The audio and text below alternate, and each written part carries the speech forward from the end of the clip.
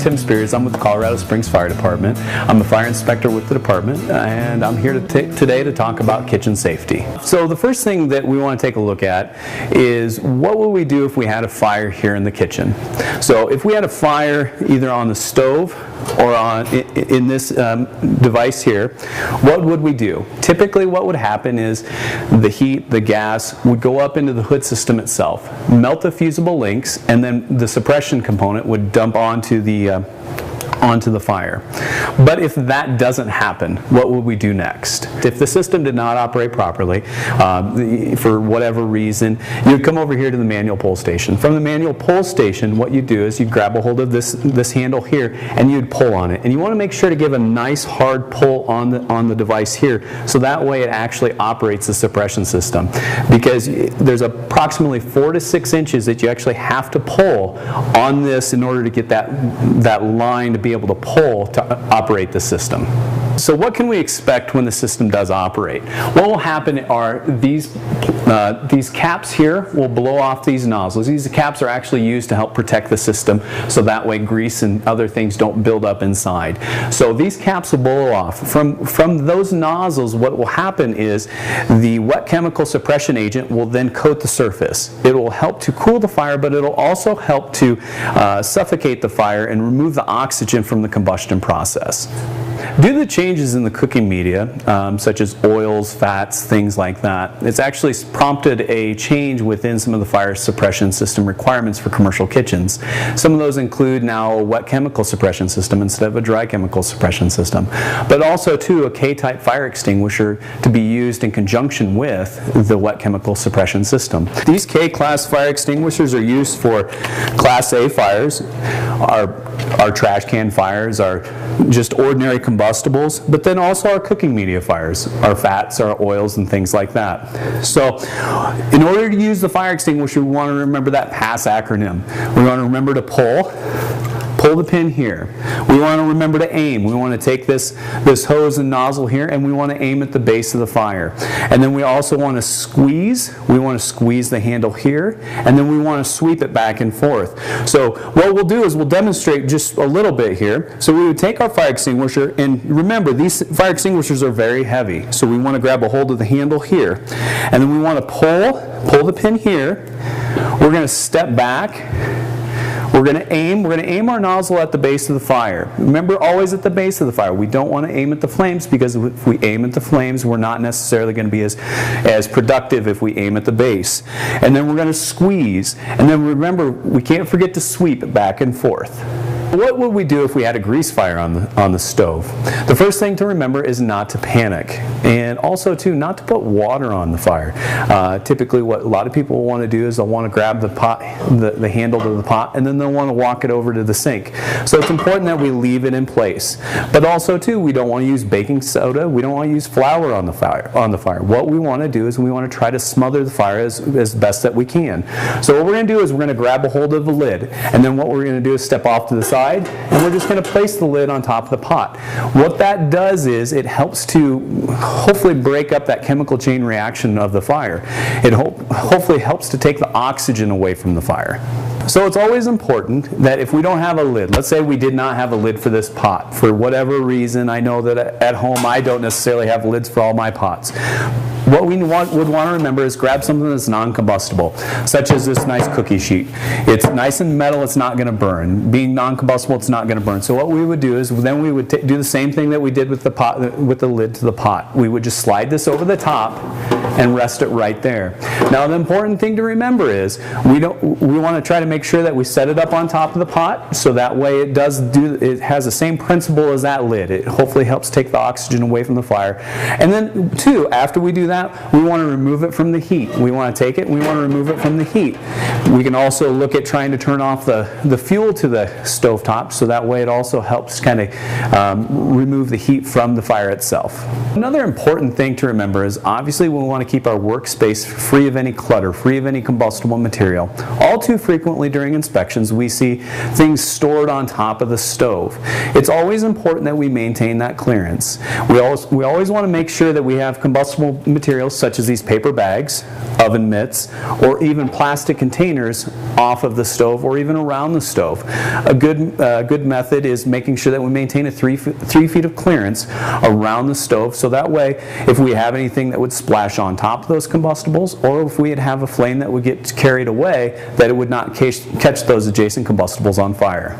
In addition to making sure that we maintain our workspace free of any combustible material, we also want to ensure that we maintain our flue spaces on our appliances free of any grease buildup.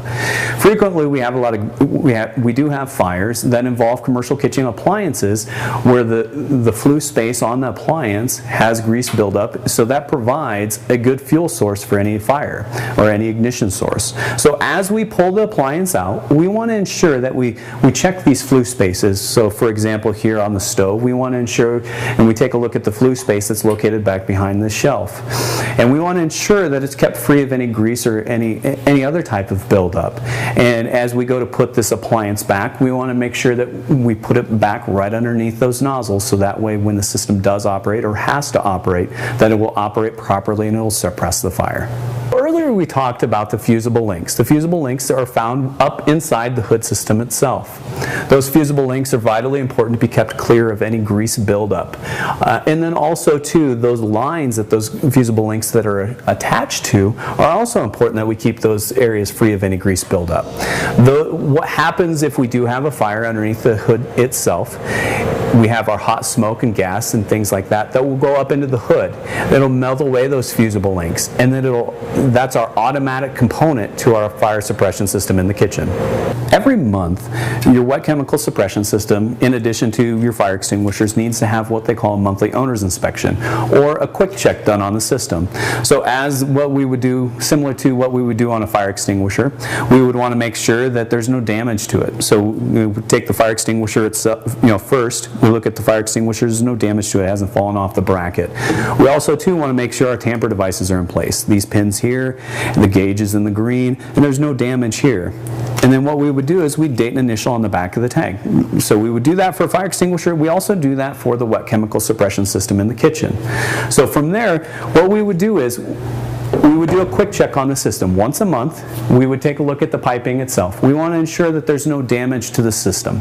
We want to make sure that these caps are in place. These caps are vitally important, because what happens is through high levels of cooking, we can get a lot of grease buildup and things like that within the nozzle. So we want to ensure that those caps are in place. We also too want to ensure that there's no damage to the piping. A lot of times what can happen is somebody can hit a pot or something like that against those nozzles and change the orientation of them. Another thing to remember is we want to ensure that there's been no change to any of the appliances underneath the hood. What can happen several times, or many times, is that the appliance can get shifted, can get moved out of position, then it changes the coverage of those nozzles. So we want to ensure that we maintain the coverage, we check, make sure there's no damage here, and then also too, we want to ensure that those caps are in place. We see these type of devices in schools, in many different commercial kitchens in schools, but not every kitchen has one of these type of devices. It's always important to remember as you lift the lid on these devices that we avoid hitting these nozzles here, because we want to make sure that we don't do any damage to any of the piping for our suppression system. In addition to the inspection that we complete over underneath the hood, we also want to take a look at our manual pull station here. It's also called a manual actuator.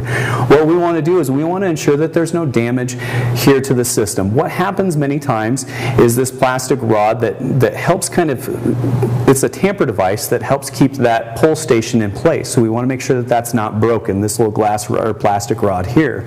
We also want to make sure and ensure that there's no damage to the piping and that there's nothing piled up in front of it. Many times we'll have trash cans, we'll have boxes, things like that.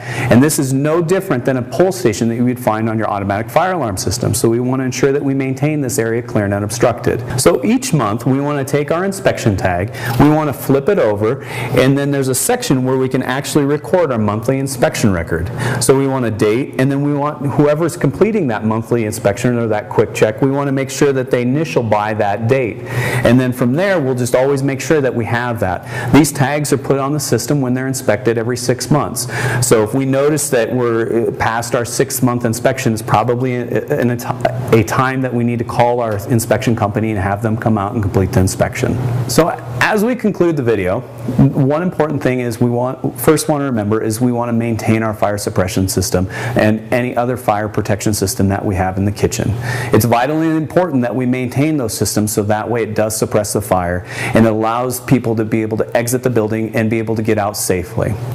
Also too, we want to remember to always be searching for that education piece. We want to always be familiar with what we have, and if we don't know what it is, to ask questions. And if you should have any questions about anything that we covered today, please don't hesitate to contact the fire department. You can reach me or any of the other inspectors within the office.